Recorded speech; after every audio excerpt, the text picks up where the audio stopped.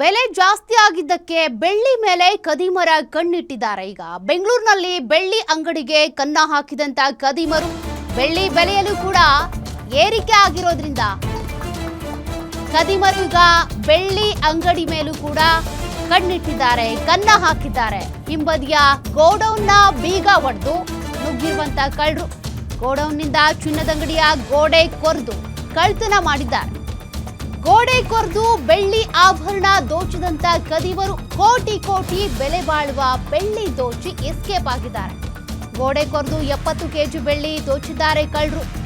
ಹೀಗಾಗಿ ಈಗ ಚಿನ್ನದಂಗಡಿ ಬೆಳ್ಳಿ ಅಂಗಡಿ ಮಾಲೀಕರಿಗೂ ಕೂಡ ಮತ್ತಷ್ಟು ಭದ್ರತೆಯ ಆತಂಕ ಹೆಚ್ಚಾಗಿದೆ. 1.20 ಕೋಟಿಯ ಬೆಲೆ ಬಾಳುವ 70 ಕೆಜಿ ಬೆಳ್ಳಿ ಇತರೆ ವಸ್ತುಗಳನ್ನ ಕಳ್ತನ ಮಾಡಿಬಿಟ್ಟಿದ್ದಾರೆ. ದೃಶ್ಯಗಳನ್ನ ನೀವು ಗಮನಿಸಬಹುದು. ಗೋಡೌನ್ನ ಹಿಂದೆ ಇರುವಂತ ಗೋಡೆಯನ್ನ ಕೊರೆದು ಈ ರೀತಿಯಾಗಿ ಕಳ್ತನ ಮಾಡಿ ಎಸ್ಕೇಪ್ ಆಗಿದ್ದಾರೆ. ಡೀಟೇಲ್ಸ್ ಕೊಡ್ತಾರೆ ಪ್ರತಿನಿಧಿ ಮೂರ್ತಿ. ಬೆಳ್ಳಿ ಬೆಲೆ ಏರಿಕೆ ಆಗ್ತಾ ಇದ್ದಂತೆ ಕದಿಮರ ಕೈ ಚುಳುಕ ಶುರುವಾಗ್ಬಿಟ್ಟಿದೆ. ಈ ಘಟನೆ ನಡೆದಿದ್ಯಾ? ಅವಾಗ ಕಂಪ್ಲೇಂಟ್ ದಾಖಲಾಗಿದೆಯಾ? ಸೌಖ್ಯ ಬೆಂಗಳೂರಿನ ಹೆಸರುಘಟ್ಟ ರಸ್ತೆಯಲ್ಲಿರುವಂತಹ 8ನೇ ಮೈಲಿ ಅವನೂರು ಬಡಾವಣೆ ಇದೆ.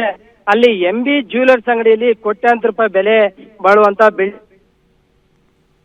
ಈ ಮಹೇಂದ್ರ ಕುಮಾರ್ ಅಂತ ಸೇರಿರುವಂತ ಒಂದು ಜ್ಯುವೆಲರಿ ಶಾಪ್ ಇದಾಗಿದ್ದು ಬರೋಬ್ಬರಿ 1 ಕೋಟಿಗೂ ಮೇಲೆ ಅಂದ್ರೆ ಹೆಚ್ಚು ಕಡಿಮೆ ಹತ್ತತ್ರ 1.5 ಕೋಟಿ ಮೌಲ್ಯದ 70 ಕೆಜಿ ಬೆಳ್ಳಿ ಅಷ್ಟನ್ನ ಕದ್ಕೊಂಡು ಹೋಗಿದ್ದಾರೆ ಈ ದುಷ್ಕರ್ಮಿಗಳು.